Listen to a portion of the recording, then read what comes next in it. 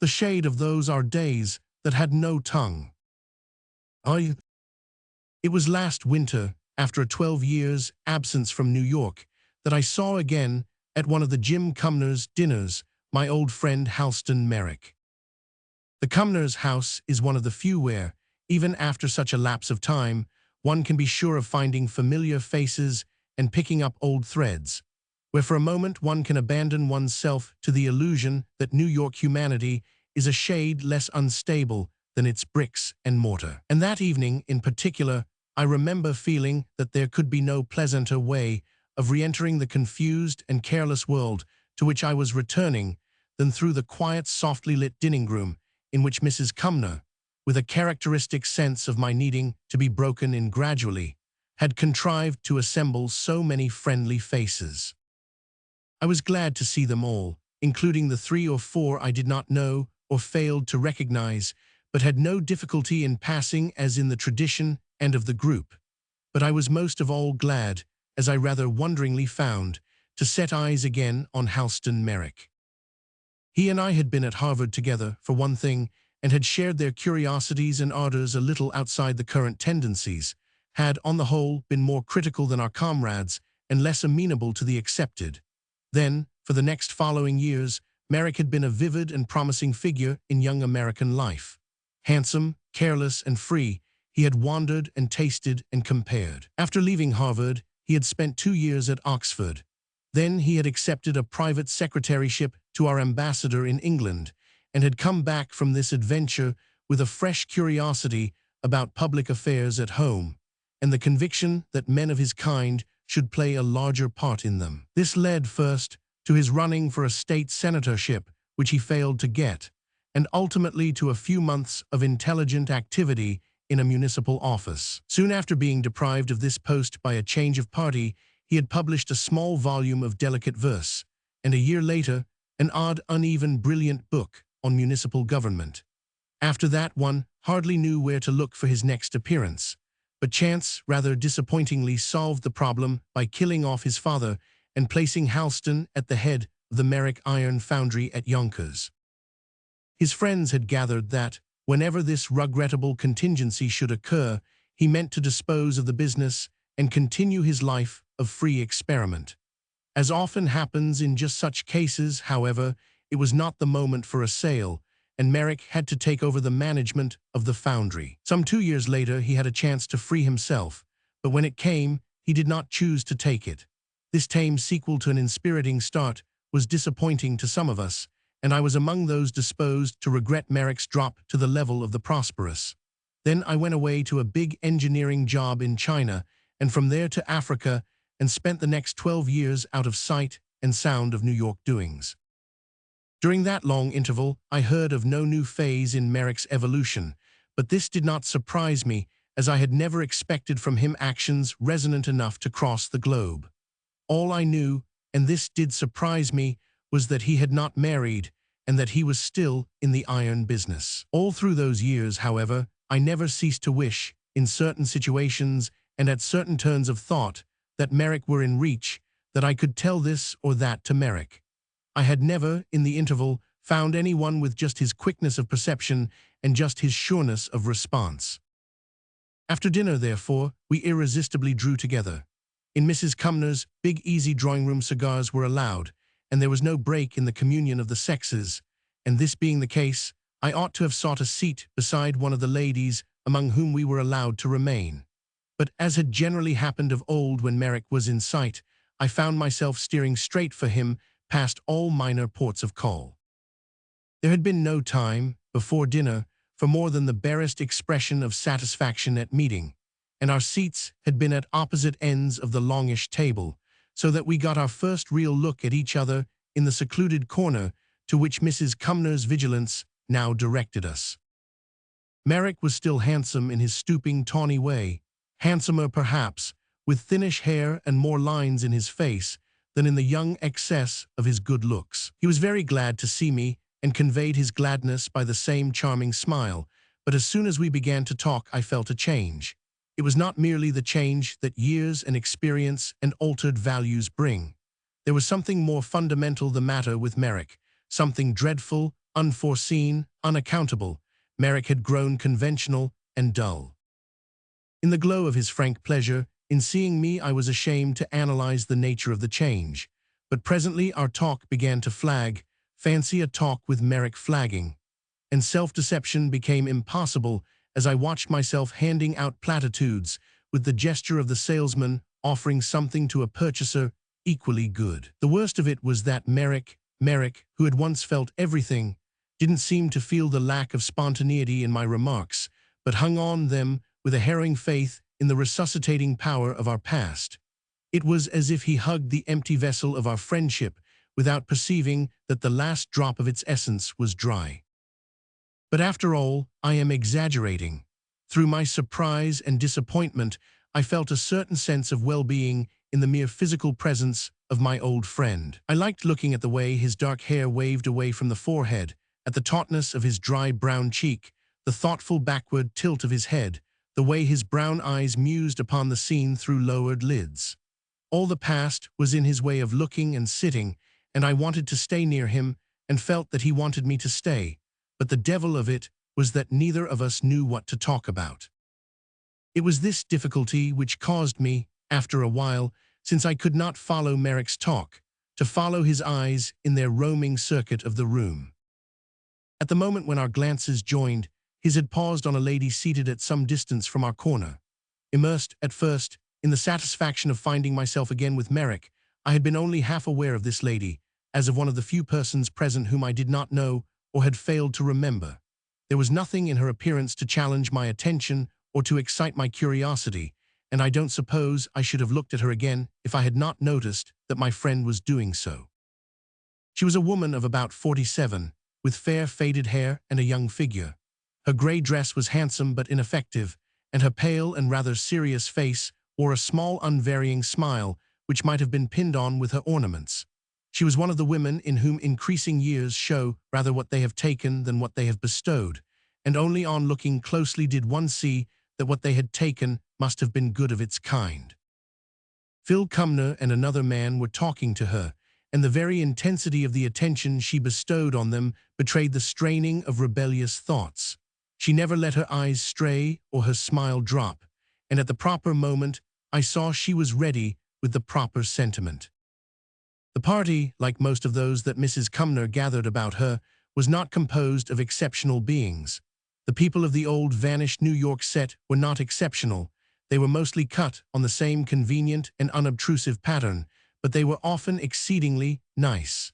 And this obsolete quality marked every look and gesture of the lady I was scrutinizing. While these reflections were passing through my mind, I was aware that Merrick's eyes rested still on her. I took a cross-section of his look and found in it neither surprise nor absorption, but only a certain sober pleasure just about at the emotional level of the rest of the room.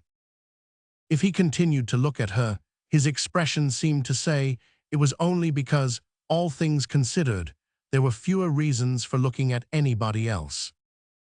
This made me wonder what were the reasons for looking at her, and as a first step toward enlightenment I said, "I'm sure I've seen the lady over there in gray." Merrick detached his eyes and turned them on me with a wondering look. "Seen her, you know her," he waited. "Don't you know her? It's Mrs. Reardon." I wondered that he should wonder, for I could not remember, in the Cumnor group or elsewhere, having known any one of the name he mentioned. "But perhaps," he continued, "you hadn't heard of her marriage. You knew her as Mrs. Trant." I gave him back his stare. "Not Mrs. Philip Trant." "Yes, Mrs. Philip Trant." "Not Paulina." "Yes, Paulina," he said, with a just perceptible delay before the name. In my surprise, I continued to stare at him. He averted his eyes from mine after a moment, and I saw that they had strayed back to her. "You find her so changed?" he asked. Something in his voice acted as a warning signal, and I tried to reduce my astonishment to less unbecoming proportions. "I don't find that she looks much older." "No, only different," he suggested, as if there were nothing new to him in my perplexity. "Yes, awfully different." "I suppose we're all awfully different. To you, I mean, coming from so far. I recognized all the rest of you, I said, hesitating, and she used to be the one who stood out most. There was a flash, a wave, a stir of something deep down in his eyes. Yes, he said, that's the difference.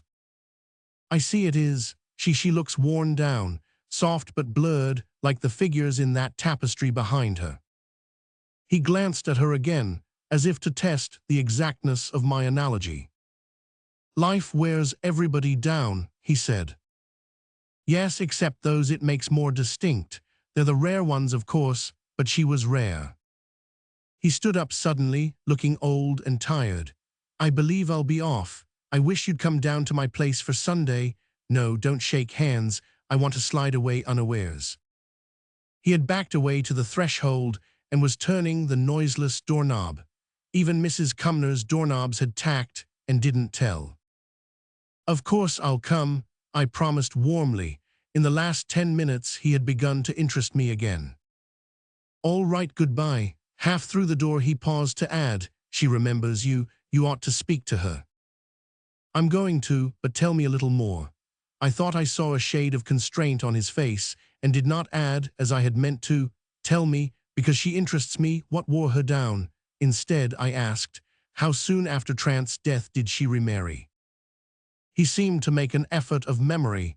It was 7 years ago, I think. And is Reardon here tonight? Yes, over there, talking to Mrs. Cumnor. I looked across the broken groupings and saw a large glossy man with straw-colored hair and a red face, whose shirt and shoes and complexion seemed all to have received a coat of the same expensive varnish. As I looked, there was a drop in the talk about us, and I heard Mr. Reardon pronounce in a big booming voice, "What I say is, what's the good of disturbing things? Thank the Lord, I'm content with what I've got." Is that her husband? What's he like? Oh, the best fellow in the world, said Merrick, going. Roman too. Merrick had a little place at Riverdale, where he went occasionally to be near the iron works, and where he hid his weekends when the world was too much with him. Here, on the following Saturday afternoon, I found him awaiting me in a pleasant setting of books and prints and faded parental furniture. We dined late and smoked and talked afterward in his book-walled study till the terrier on the hearthrug stood up and yawned for bed. When we took the hint and moved toward the staircase, I felt, not that I had found the old Merrick again, but that I was on his track, had come across traces of his passage here and there in the thick jungle that had grown up between us.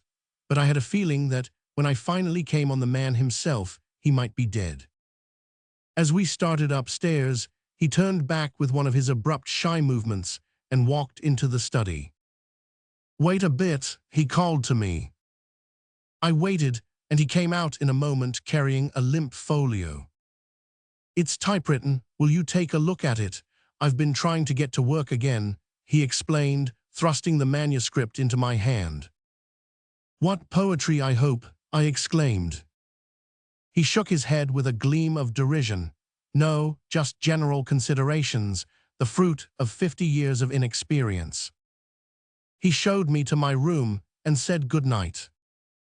The following afternoon we took a long walk inland, across the hills, and I said to Merrick what I could of his book.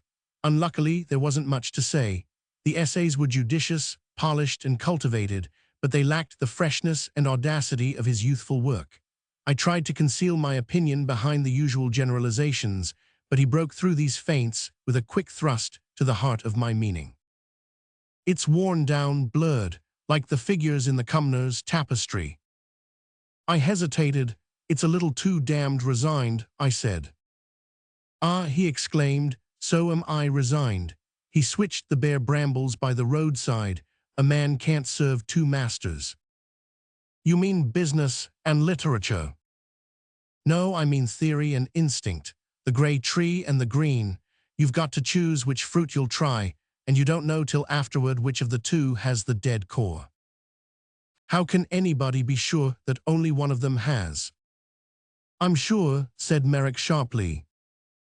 We turned back to the subject of his essays, and I was astonished at the detachment with which he criticized and demolished them. Little by little, as we talked, his old perspective, his old standards came back to him, but with the difference that they no longer seemed like functions of his mind, but merely like attitudes assumed or dropped at will.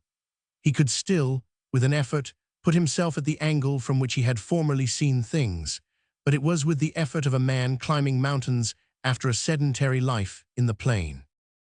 I tried to cut the talk short, but he kept coming back to it with nervous insistence, forcing me into the last retrenchments of hypocrisy and anticipating the verdict I held back. I perceived that a great deal, immensely more than I could see a reason for, had hung for him on my opinion of his book. Then, as suddenly, his insistence dropped, and, as if ashamed of having forced himself so long on my attention, he began to talk rapidly and uninterestingly of other things. We were alone again that evening, and after dinner, wishing to efface the impression of the afternoon, and above all to show that I wanted him to talk about himself, I reverted to his work. You must need an outlet of that sort, when a man's once had it in him, as you have, and when other things begin to dwindle. He laughed. Your theory is that a man ought to be able to return to the muse as he comes back to his wife after he's ceased to interest other women. No, as he comes back to his wife after the day's work is done. A new thought came to me as I looked at him. You ought to have had one, I added. He laughed again. A wife, you mean, so that there'd have been someone waiting for me even if the muse decamped. He went on after a pause. I've a notion that the kind of woman worth coming back to wouldn't be much more patient than the muse. But as it happens, I never tried, because, for fear they'd chuck me, I put them both out of doors together. He turned his head and looked past me with a queer expression at the low-paneled door at my back. Out of that very door they went, the two of them, on a rainy night like this, and one stopped and looked back to see if I wasn't going to call her, and I didn't, and so they both went. Roman 3. The muse, said Merrick, refilling my glass and stooping to pat the terrier as he went back to his chair. Well, you've met the muse in the little volume of sonnets you used to like, and you've met the woman too, and you used to like her, though you didn't know her when you saw her the other evening. No, I won't ask you how she struck you when you talked to her. I know, she struck you like that stuff I gave you to read last night. She's conformed, I've conformed, the mills have caught us and ground us, oh, exceedingly small. But you remember what she was, and that's the reason why I'm telling you this now. You may recall that after my father's death, I tried to sell the works. I was impatient to free myself from anything that would keep me tied to New York. I don't dislike my trade, and I've made, in the end, a fairly good thing of it.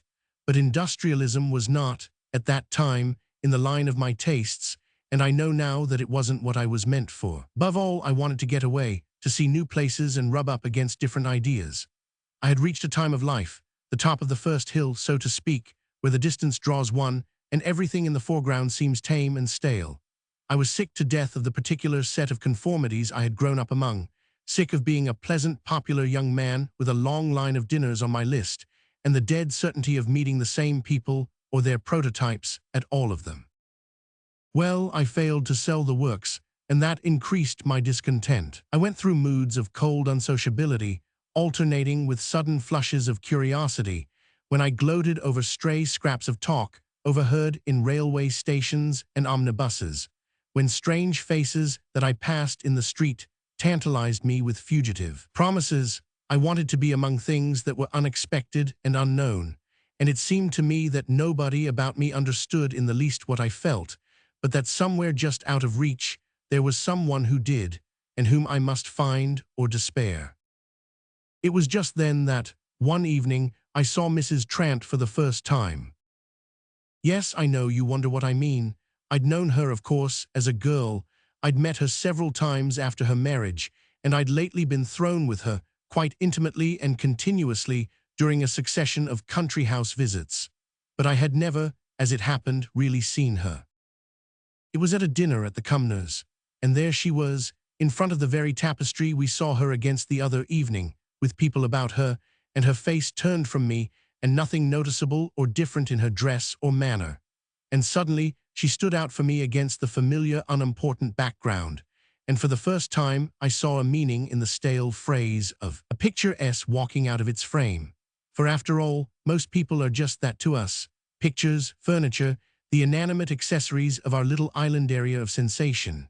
And then sometimes one of these graven images moves and throws out live filaments toward us, and the line they make draws us across the world as the moon track seems to draw a boat across the water. There she stood, and as this queer sensation came over me, I felt that she was looking steadily at me, that her eyes were voluntarily, consciously resting on me with the weight of the very question I was asking. I went over and joined her, and she turned and walked with me into the music room. Earlier in the evening, someone had been singing, and there were low lights there, and a few couples still sitting in those confidential corners of which Mrs. Cumnor has the art. But we were under no illusion as to the nature of these presences. We knew that they were just painted in, and that the whole of life was in us too, flowing back and forward between us. We talked, of course. We had the attitudes, even the words of the others. I remember her telling me her plans for the spring and asking me politely about mine, as if there were the least sense in plans now that this thing had happened. When we went back into the drawing room, I had said nothing to her that I might not have said to any other woman of the party, but when we shook hands I knew we should meet the next day and the next. That's the way, I take it, that nature has arranged the beginning of the great enduring loves, and likewise of the little epidermal flurries. And how is a man to know where he is going? From the first my feeling for Paulina Trant seemed to me a grave business, but then the enemy is given to producing that illusion. Many a man, I'm talking of the kind with imagination, has thought he was seeking a soul when all he wanted was a closer view of its tenement. And I tried, honestly tried, to make myself think I was in the latter case, because, in the first place, I didn't just then want a big disturbing influence in my life, and because I didn't want to be a dupe, and because Paulina Trant was not, according to hearsay, the kind of woman for whom it was worthwhile to bring up the big batteries. But my resistance was only half-hearted. What I really felt, all I really felt, was the flood of joy that comes of heightened emotion. She had given me that, and I wanted her to give it to me again. That's as near as I've ever come to analyzing my state in the beginning. I knew her story, as no doubt you know it. The current version, I mean. She had been poor and fond of enjoyment, and she had married that pompous stick Philip Trant because she needed a home, and perhaps also because she wanted a little luxury. Queer how we sneer at women for wanting the thing that gives them half their attraction. People shook their heads over the marriage and divided, prematurely, into Philip's partisans and hers, for no one thought it would work, and they were almost disappointed when, after all, it did. She and her wooden consort seemed to get on well enough. There was a ripple, at one time, over her friendship with young Jim Dallam, who was always with her during a summer at Newport and an autumn in Italy. Then the talk died out, and she and Trant were seen together, as before, on terms of apparent good fellowship. This was the more surprising because, from the first, Paulina had never made the least attempt to change her tone or subdue her colors. In the grey Trant atmosphere she flashed with prismatic fires. She smoked, she talked subversively, she did as she liked and went where she chose, and danced over the Trant prejudices and the Trant principles as if they'd been a ballroom floor, and all without apparent offense to her solemn husband and his cloud of cousins. I believe her frankness and directness struck them dumb. She moved like a kind of primitive Una through the virtuous route, and never got a finger mark on her freshness. One of the finest things about her was the fact that she never, for an instant, used her situation as a means of enhancing her attraction. With a husband like Trant, it would have been so easy. He was a man who always saw the small sides of big things. He thought most of life compressible into a set of bylaws and the rest unmentionable. And with his stiff, frock-coated and tall-hatted mind, instinctively distrustful of intelligences in another dress, with his arbitrary classification of whatever he didn't understand into the kind of thing I don't approve of, the kind of thing that isn't done, and deepest depth of all, the kind of thing I'd rather not discuss. He lived in bondage to a shadowy moral etiquette of which the complex rights and awful penalties had cast an abiding gloom upon his manner. A woman like his wife couldn't have asked a better foil, yet I'm sure she never consciously used his dullness to relieve her brilliancy. She may have felt that the case spoke for itself, but I believe her reserve was rather due to a lively sense of justice and to the rare habit, you said she was rare, of looking at facts as they are, without any throwing of sentimental limelights. She knew Trant could no more help being Trant than she could help being herself, and there was an end of it. I've never known a woman who made up so little mentally. Perhaps her very reserve, the fierceness of her implicit rejection of sympathy, exposed her the more too well to what happened when we met. She said afterward that it was like having been shut up for months in the hold of a ship and coming suddenly on deck on a day that was all flying blue and silver. I won't try to tell you what she was. It's easier to tell you what her friendship made of me, and I can do that best by adopting her metaphor of the ship. Haven't you sometimes, at the moment of starting on a journey, some glorious plunge into the unknown, been tripped up by the thought, if only one hadn't to come back? Well, with her one had the sense that one would never have to come back, that the magic ship would always carry one farther. And what an air one breathed on it. And oh, the wind and the islands and the sunsets. I said just now her friendship, and I used the word advisedly. Love is deeper than friendship, but friendship is a good deal wider. The beauty of our relation was that it included both dimensions. Our thoughts met as naturally as our eyes. It was almost as if we loved each other because we liked each other. The quality of a love may be tested by the amount of friendship it contains, and in our case, there was no dividing line between loving and liking, no disproportion between them, no barrier against which desire beat in vain or from which thought fell back unsatisfied. Ours was a robust passion that could give an open-eyed account of itself, and not a beautiful madness shrinking away from the proof. For the first months, friendship sufficed us, or rather gave us so much, by the way that we were in no hurry to reach what we knew it was leading to. But we were moving there nevertheless, and one day we found ourselves on the borders. It came about through a sudden decision of Trant's to start on a long tour with his wife. We had never foreseen that. He seemed rooted in his New York habits and convinced that the whole social and financial machinery of the metropolis would cease to function if he did not keep an eye on it through the columns of his morning paper and pronounce judgment on it in the afternoon at his club. But something new had happened to him. He caught a cold, which was followed by a touch of pleurisy, and instantly he perceived the intense interest and importance which ill health may add to life. He took the fullest advantage of it. A discerning doctor recommended travel in a warm climate, and suddenly the morning paper, the afternoon club, Fifth Avenue, Wall Street, all the complex phenomena of the metropolis, faded into insignificance, and the rest of the terrestrial globe, from being a mere geographical hypothesis, useful in enabling one to determine the latitude of New York, acquired reality and magnitude as a factor in the convalescence of Mr. Philip Trant. His wife was absorbed in preparations for the journey. To move him was like mobilizing an army, and weeks before the date set for their departure, it was almost as if she were already gone. This foretaste of separation showed us what we were to each other, yet I was letting her go, and there was no help for it, no way of preventing it.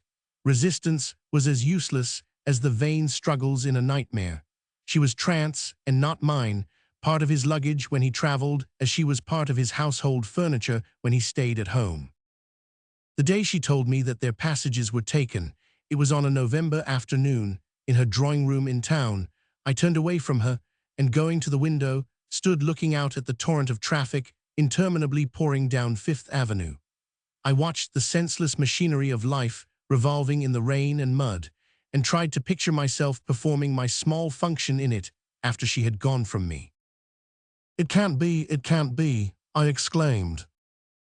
"What can't be?" I came back into the room and sat down by her. This, I hadn't any words. 2 weeks, I said. "What's 2 weeks?" She answered, vaguely, something about their thinking of Spain for the spring. 2 weeks, I repeated, "and the months we've lost, the days that belong to us." "Yes," she said, "I'm thankful it's settled." Our words seemed irrelevant, haphazard, It was as if each were answering a secret voice and not what the other was saying. "Don't you feel anything at all?" I remember bursting out at her. As I asked it, the tears were streaming down her face. I felt angry with her and was almost glad to note that her lids were red and that she didn't cry becomingly. I can't express my sensation to you except by saying that she seemed part of life's huge league against me. And suddenly, I thought of an afternoon we had spent together in the country, on a ferny hillside, when we had sat under a beech tree, and her hand had lain palm upward in the moss, close to mine, and I had watched a little black and red beetle creeping over it. The bell rang, and we heard the voice of a visitor and the click of an umbrella in the umbrella stand. She rose to go into the inner drawing room, and I caught her suddenly by the wrist. "You understand," I said, "that we can't go on like this." "I understand," she answered, and moved away to meet her visitor. As I went out, I heard her saying in the other room, "Yes, we're really off on the 12th. Roman forward." I wrote her a long letter that night and waited 2 days for a reply. On the third day, I had a brief line saying that she was going to spend Sunday with some friends who had a place near Riverdale, and that she would arrange to see me while she was there. That was all. It was on a Saturday that I received the note, and I came out here the same night. The next morning was rainy, and I was in despair, for I had counted on her asking me to take her for a drive or a long walk.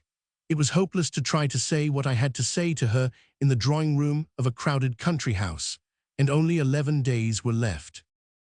I stayed indoors all the morning, fearing to go out lest she should telephone me, but no sign came, and I grew more and more restless and anxious. She was too free and frank for coquetry, but her silence and evasiveness made me feel that, for some reason, she did not wish to hear what she knew I meant to say. Could it be that she was, after all, more conventional, less genuine than I had thought? I went again and again over the whole maddening round of conjecture, but the only conclusion I could rest in was that, if she loved me as I loved her, she would be as determined as I was to let no obstacle come between us during the days that were left. The luncheon hour came and passed, and there was no word from her. I had ordered my trap to be ready so that I might drive over as soon as she summoned me, but the hours dragged on, the early twilight came, and I sat here in this very chair, or measured up and down, the length of this very rug, and still there was no message and no letter. It had grown quite dark, and I had ordered away impatiently the servant who came in with the lamps. I couldn't bear any definite sign that the day was over, and I was standing there on the rug, staring at the door and noticing a bad crack in its panel when I heard the sound of wheels on the gravel. A word at last, no doubt, a line to explain. I didn't seem to care much for her reasons, and I stood where I was and continued to stare at the door. And suddenly it opened and she came in. The servant followed her with a light and then went out and closed the door. Her face looked pale in the lamplight, but her voice was as clear as a bell. "Well," she said, "you see I've come." I started toward her with hands outstretched. You've come," I stammered. Yes, it was like her to come in that way, without dissimulation or explanation or excuse. It was like her, if she gave at all, to give not furtively or in haste, but openly, deliberately, without stinting the measure or counting the cost. But her quietness and serenity disconcerted me. She did not look like a woman who has yielded impetuously to an uncontrollable impulse. There was something almost solemn in her face.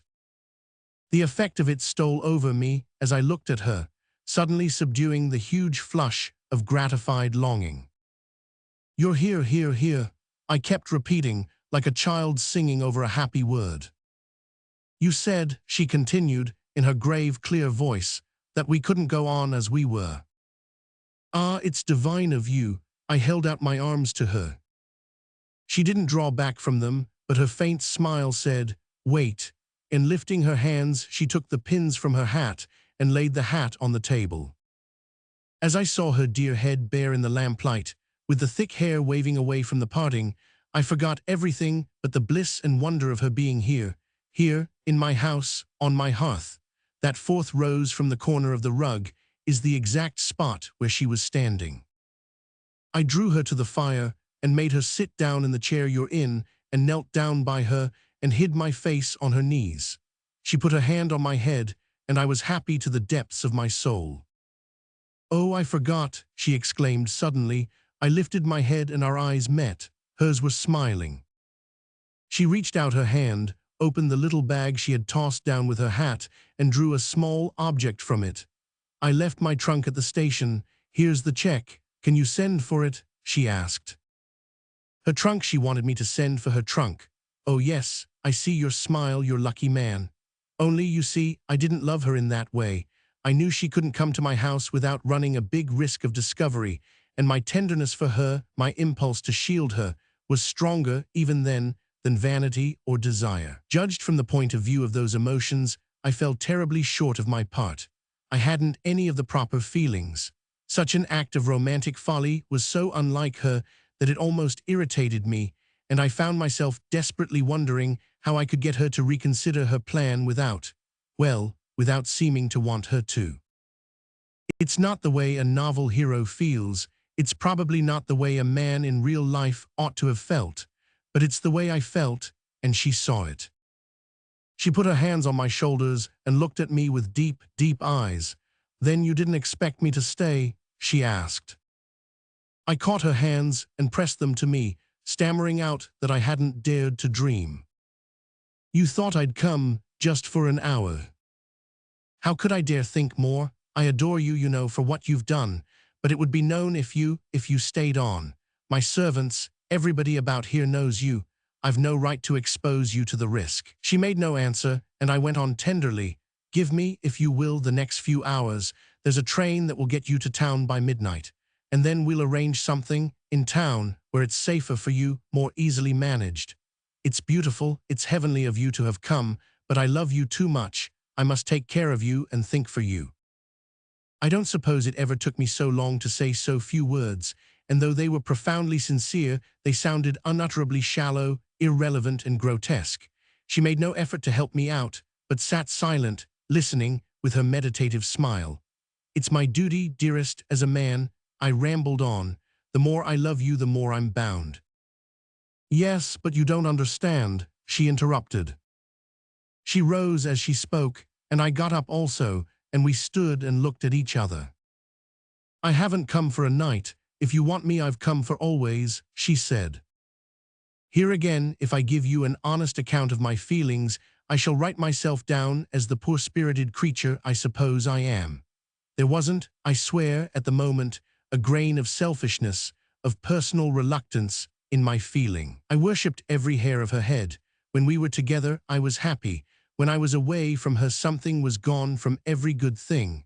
But I had always looked on our love for each other, our possible relation to each other, as such situations are looked on in what is called society. I had supposed her, for all her freedom and originality, to be just as tacitly subservient to that view as I was, ready to take what she wanted on the terms on which society concedes such taking, and to pay for it by the usual restrictions, concealments, and hypocrisies. In short, I supposed that she would play the game, look out for her own safety, and expect me to look out for it. It sounds cheap enough put that way, but it's the rule we live under, all of us. And the amazement of finding her suddenly outside of it, oblivious of it, unconscious of it, left me, for an awful minute, stammering at her like a graceless dolt. Perhaps it wasn't even a minute, but in it she had gone the whole round of my thoughts. "It's raining," she said, very low. "I suppose you can telephone for a trap." There was no irony or resentment in her voice. She walked slowly across the room and paused before the Brangwyn etching over there. "That's a good impression. Will you telephone, please?" she repeated. I found my voice again, and with it the power of movement. I followed her and dropped at her feet. "You can't go like this," I cried. She looked down on me from heights and heights. "I can't stay like this," she answered. I stood up and we faced each other like antagonists. "You don't know," I accused her passionately, "in the least what you're asking me to ask of you." "Yes, I do, everything," she breathed. "And it's got to be that or nothing." "Oh, on both sides," she reminded me. "Not on both sides, it's not fair, that's why." "Why you were. Why I cannot, may not." Why you'll take a night and not a life. The taunt, for a woman usually so sure of her aim, fell so short of the mark that its only effect was to increase my conviction of her helplessness. The very intensity of my longing for her made me tremble where she was fearless. I had to protect her first and think of my own attitude afterward. She was too discerning not to see this too. Her face softened, grew inexpressibly appealing, and she dropped again into that chair you're in, leaned forward, and looked up with her grave smile. You think I'm beside myself, raving? You're not thinking of yourself, I know. I'm not. I never was saner. Since I've known you, I've often thought this might happen. This thing between us isn't an ordinary thing. If it had been, we shouldn't, all these months, have drifted. We should have wanted to skip to the last page and then throw down the book. We shouldn't have felt we could trust the future as we did. We were in no hurry because we knew we shouldn't get tired. And when two people feel that about each other, they must live together or part. I don't see what else they can do. A little trip along the coast won't answer. It's the high seas or else being tied up to Lethe Wharf. And I'm for the high seas, my dear. Think of sitting here in this room, in this chair, and listening to that, and seeing the tight on her hair, and hearing the sound of her voice. I don't suppose there ever was a scene just like it. She was astounding, inexhaustible. Through all my anguish of resistance, I found a kind of fierce joy in following her.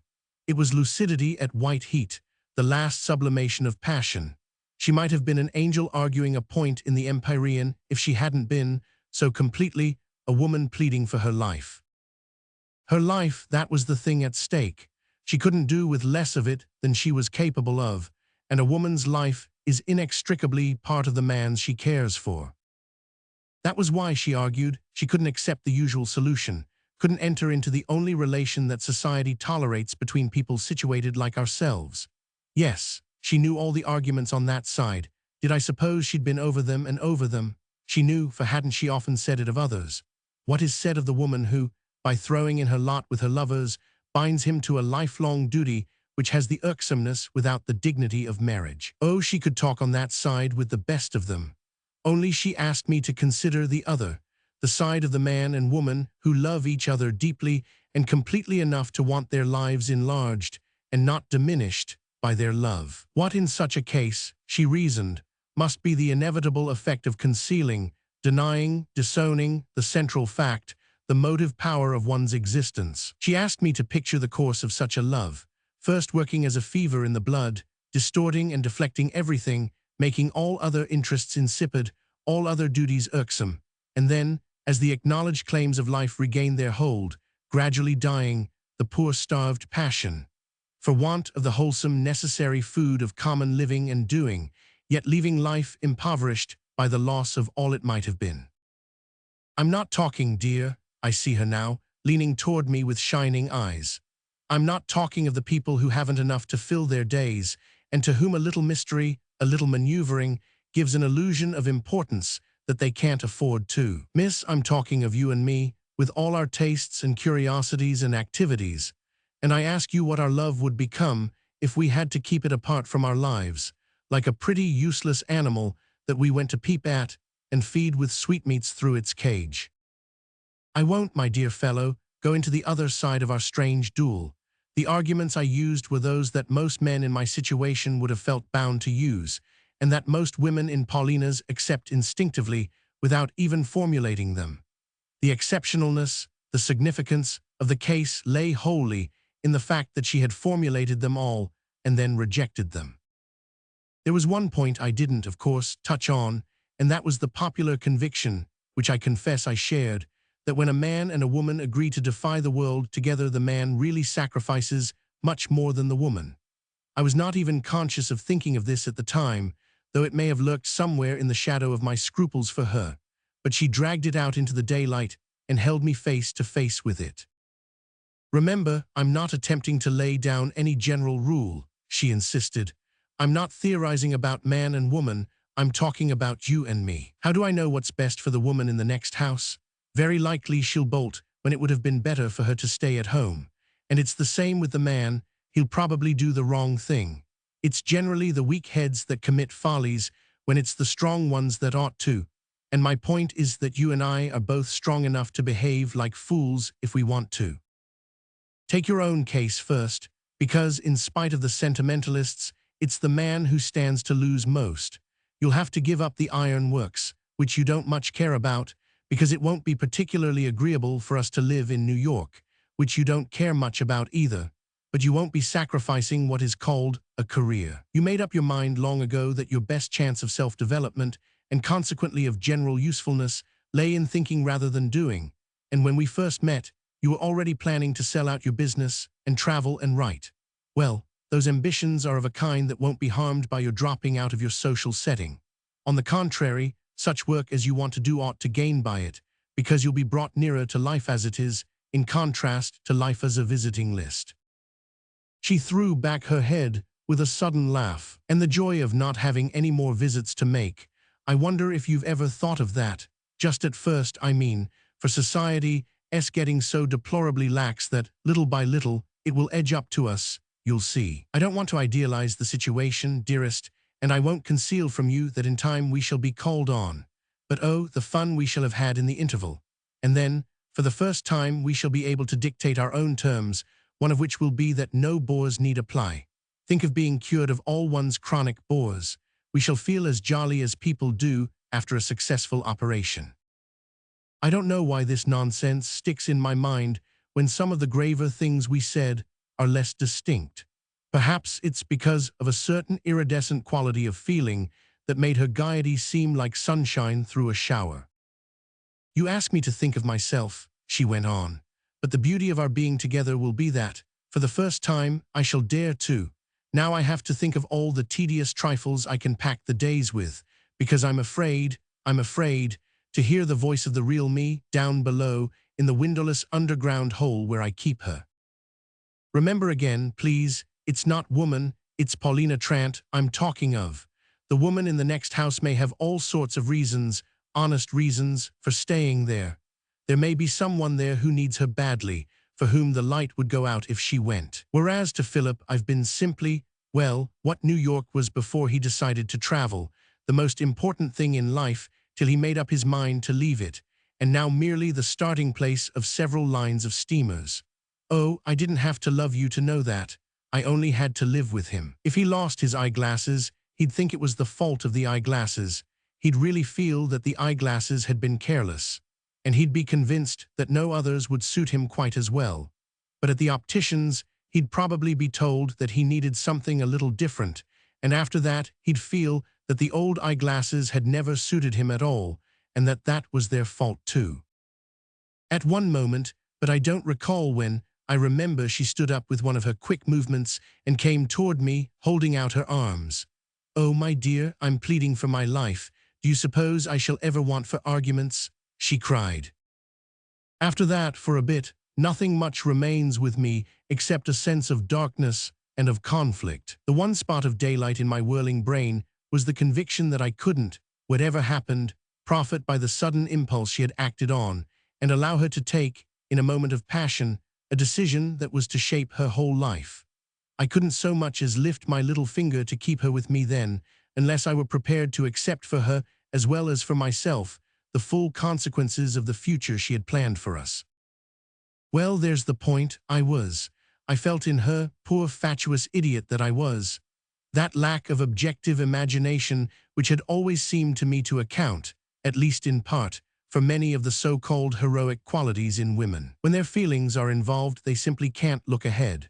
Her unfaltering logic notwithstanding, I felt this about Paulina as I listened. She had a specious air of knowing where she was going, but she didn't. She seemed the genius of logic and understanding, but the demon of illusion spoke through her lips. I said just now that I hadn't, at the outset, given my own side of the case a thought. It would have been truer to say that I hadn't given it a separate thought. But I couldn't think of her without seeing myself as a factor, the chief factor in her problem, and without recognizing that whatever the experiment made of me, that it must fatally, in the end, make of her. If I couldn't carry the thing through, she must break down with me. We should have to throw our separate selves into the melting pot of this mad adventure, and be one, in a terrible, indissoluble completeness, of which marriage is only an imperfect counterpart. There could be no better proof of her extraordinary power over me, and of the way she had managed to clear the air of sentimental illusion, than the fact that I presently found myself putting this before her with a merciless precision of touch. If we love each other enough to do a thing like this, we must love each other enough to see just what it is we're going to do. So I invited her to the dissecting table, and I see now the fearless eye with which she approached the cadaver. For that's what it is, you know, she flashed out at me at the end of my long demonstration. It's a dead body, like all the instances and examples and hypothetical cases that ever were. What do you expect to learn from that? The first great anatomist was the man who stuck his knife in a heart that was beating, and the only way to find out what doing a thing will be like is to do it. She looked away from me suddenly, as if she were fixing her eyes on some vision on the outer rim of consciousness. "No, there's one other way," she exclaimed, "and that is not to do it, to abstain and refrain, and then see what we become or what we don't become in the long run, and to draw our inferences. That's the game that almost everybody about us is playing, I suppose. There's hardly one of the dull people one meets at dinner who hasn't had, just once, the chance of a berth on a ship that was off for the Happy Isles, and hasn't refused it for fear of sticking on a sandbank. I'm doing my best, you know," she continued, "to see the sequel as you see it, as you believe it's your duty to me to see it. I know the instances you're thinking of, the listless couples wearing out their lives in shabby watering places and hanging on the favor of hotel acquaintances, or the proud quarreling wretches shut up alone in a fine house because they're too good for the only society they can get, and trying to cheat their boredom by squabbling with their tradesmen and spying on their servants. No doubt there are such cases, but I don't recognize either of us in those dismal figures. Why, to do it would be to admit that our life, yours and mine, is in the people about us and not in ourselves, that we're parasites and not self-sustaining creatures, and that the lives we're leading now are so brilliant, full, and satisfying that what we should have to give up would surpass even the blessedness of being together. At that stage, I confess, the solid ground of my resistance began to give way under me. It was not that my convictions were shaken, but that she had swept me into a world whose laws were different, where one could reach out in directions that the slave of gravity hasn't pictured. But at the same time, my opposition hardened from reason into instinct. I knew it was her voice, and not her logic, that was unsettling me. I knew that if she'd written out her thesis and sent it me by post, I should have made short work of it. And again the part of me which I called by all the finest names, my chivalry, my unselfishness, my superior masculine experience, cried out with one voice, "You can't let a woman use her graces to her own undoing. You can't, for her own sake, let her eyes convince you when her reasons do." And then abruptly, and for the first time, a doubt entered me, a doubt of her perfect moral honesty. I don't know how else to describe my feeling that she wasn't playing fair, that in coming to my house, in throwing herself at my head, I called things by their names. She had perhaps not so much obeyed an irresistible impulse as deeply, deliberately reckoned on the dissolvent effect of her generosity, her rashness, and her beauty. From the moment that this mean doubt raised its head in me, I was once more the creature of all the conventional scruples. I was repeating, before the looking-glass of my self-consciousness, all the stereotyped gestures of the man of honor. Oh, the sorry figure I must have cut. You'll understand my dropping the curtain on it as quickly as I can. Yet I remember, as I made my point, being struck by its impressiveness. I was suffering and enjoying my own suffering. I told her that, whatever step we decided to take, I owed it to her to insist on its being taken soberly, deliberately. "No, it's advisedly, isn't it? Oh, I was thinking of the marriage service," she interposed with a faint laugh. That if I accepted, there, on the spot, her headlong beautiful gift of herself, I should feel I had taken an unfair advantage of her, an advantage which she would be justified in reproaching me with afterward. That I was not afraid to tell her this, because she was intelligent enough to know that my scruples were the surest proof of the quality of my love, that I refused to owe my happiness to an unconsidered impulse, that we must see each other again, in her own house, in less agitating circumstances, when she had had time to reflect on my words, to study her heart and look into the future. The factitious exhilaration produced by uttering these beautiful sentiments did not last very long, as you may imagine. It fell little by little under her quiet gaze, a gaze in which there was neither contempt nor irony nor wounded pride, but only a tender wistfulness of interrogation. And I think the acutest point in my suffering was reached when she said, as I ended, "Oh, yes, of course I understand. If only you hadn't come to me here," I blurted out in the torture of my soul. She was on the threshold when I said it, and she turned and laid her hand gently on mine. "There was no other way," she said, and at the moment it seemed to me like some hackneyed phrase in a novel that she had used without any sense of its meaning.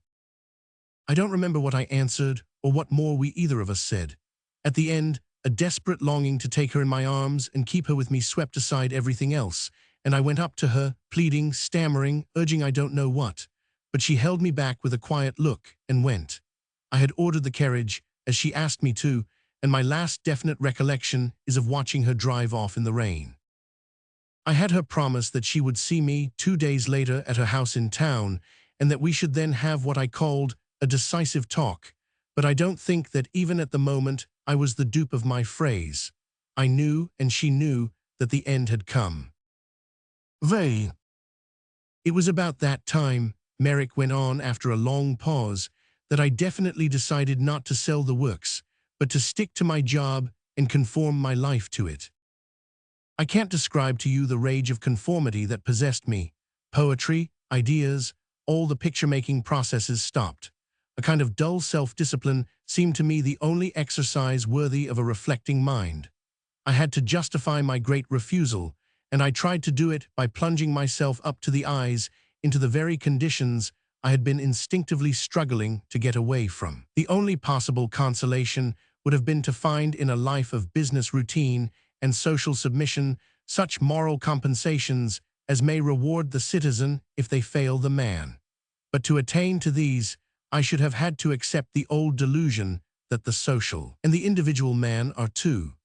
Now, on the contrary, I found soon enough that I couldn't get one part of my machinery to work effectively while another wanted feeding, and that in rejecting what had seemed to me a negation of action, I had made all my action negative. The best solution, of course, would have been to fall in love with another woman, but it was long before I could bring myself to wish that this might happen to me.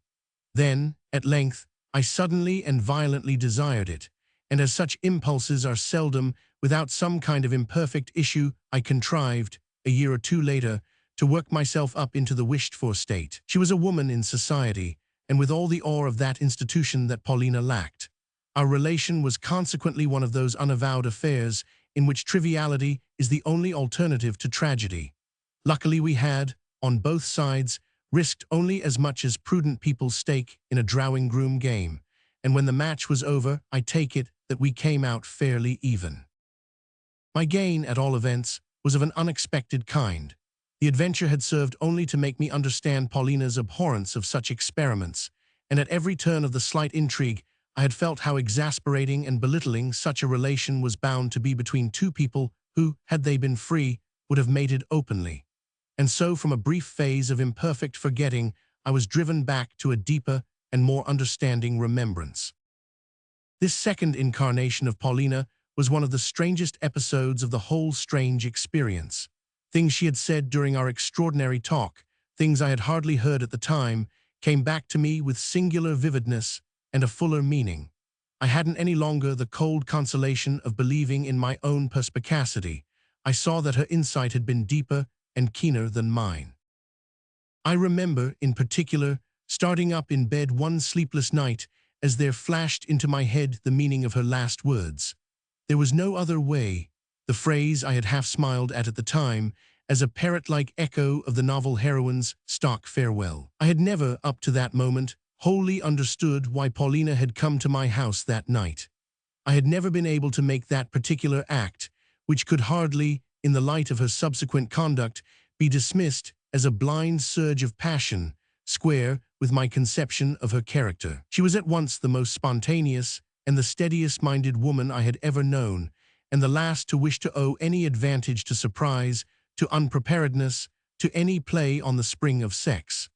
The better I came, retrospectively, to know her, the more sure I was of this, and the less intelligible her act appeared. And then suddenly, after a night of hungry, restless thinking, the flash of enlightenment came. She had come to my house, had brought her trunk with her, had thrown herself at my head with all possible violence and publicity in order to give me a pretext, a loophole, an honorable excuse for doing and saying, why, precisely what I had said and done. As the idea came to me, it was as if some ironic hand had touched an electric button, and all my fatuous phrases had leapt out on me in fire. Of course she had known all along just the kind of thing I should say if I didn't at once open my arms to her, and to save my pride, my dignity, my conception of the figure I was cutting in her eyes, she had recklessly and magnificently provided me with the decentest pretext a man could have for doing a pusillanimous thing. With that discovery, the whole case took a different aspect. It hurt less to think of Paulina, and yet it hurt more. The tinge of bitterness, of doubt, in my thoughts of her had a tonic quality. It was harder to go on persuading myself that I had done right as, bit by bit, my theories crumbled under the test of time. Yet, after all, as she herself had said, one could judge of results only in the long run. The Trants stayed away for 2 years, and about a year after they got back, you may remember, Trant was killed in a railway accident. You know fate's way of untying a knot after everybody has given up tugging at it. Well, there I was, completely justified, all my weaknesses turned into merits. I had saved a weak woman from herself, I had kept her to the path of duty, I had spared her the humiliation of scandal and the misery of self-reproach. And now I had only to put out my hand and take my reward. I had avoided Paulina since her return, and she had made no effort to see me. But after Trant's death, I wrote her a few lines, to which she sent a friendly answer. And when a decent interval had elapsed, and I asked if I might call on her, she answered at once that she would see me. I went to her house with the fixed intention of asking her to marry me, and I left it without having done so. Why, I don't know that I can tell you. Perhaps you would have had to sit there opposite her, knowing what I did and feeling as I did, to understand why. She was kind, she was compassionate. I could see she didn't want to make it hard for me. Perhaps she even wanted to make it easy. But there, between us, was the memory of the gesture I hadn't made, forever parodying the one I was attempting. There wasn't a word I could think of that hadn't an echo in it of words of hers I had been deaf to. There wasn't an appeal I could make that didn't mock the appeal I had rejected. I sat there and talked of her husband's death, of her plans, of my sympathy, and I knew she understood, and knowing that, in a way, made it harder. The doorbell rang, and the footman came in to ask if she would receive other visitors. She looked at me a moment and said, yes, and I got up and shook hands and went away. A few days later, she sailed for Europe, and the next time we met, she had married Reardon. Romans 6. It was long past midnight, and the terrier's hints became imperious. Merrick rose from his chair, pushed back a fallen log, and put up the fender. He walked across the room and stared a moment at the Brangwyn etching, before which Paulina Trant had paused at a memorable turn of their talk. Then he came back and laid his hand on my shoulder. She summed it all up, you know, when she said that one way of finding out whether a risk is worth taking is not to take it, and then to see what one becomes in the long run and draw one's inferences. The long run, well, we've run it, she and I know what I've become, but that's nothing to the misery of knowing what she's become. She had to have some kind of life, and she married Reardon. Reardon's a very good fellow in his way, but the worst of it is that it's not her way. No, the worst of it is that now she and I meet as friends. We dine at the same houses, we talk about the same people, we play bridge together, and I lend her books. And sometimes Reardon slaps me on the back and says, "Come in and dine with us, old man. What you want is to be cheered up." And I go and dine with them, and he tells me how jolly comfortable she makes him, and what an ass I am not to marry. And she presses on me a second helping of Poulet Maryland, and I smoke one of Reardon's cigars, and at 10:30, I get into my overcoat and walk back alone to my rooms.